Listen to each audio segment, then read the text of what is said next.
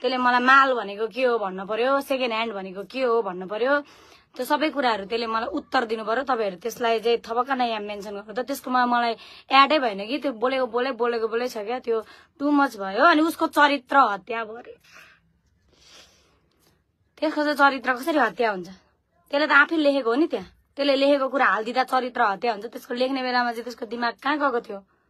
त्यसलाई बोलाउनु त एकपल्ट मेरो लाइफमा एकचोटि कुरा गरौँ न त्योसँग, के भन्दो रहेछ। मलाई त्यसले सेकेन्ड ह्यान्ड माल भनेको के हो भन्ने कुराको एन्सर दिनु पर्यो। कति कुन चाहिँ राम्रो रहेछ पहिला त्यसको उत्तर दिनु पर्यो, अनि म अरू कुरा गर्छु नि त है।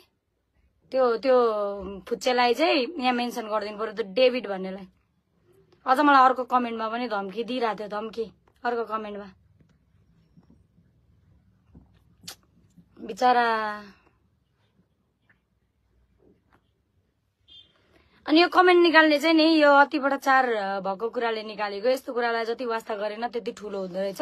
अहिले कति कम भएको छ, अहिले आएकै छैन। अहिले खोजिरहेको छु मैले कसको कमेन्ट भाइरल गरौँ भनेर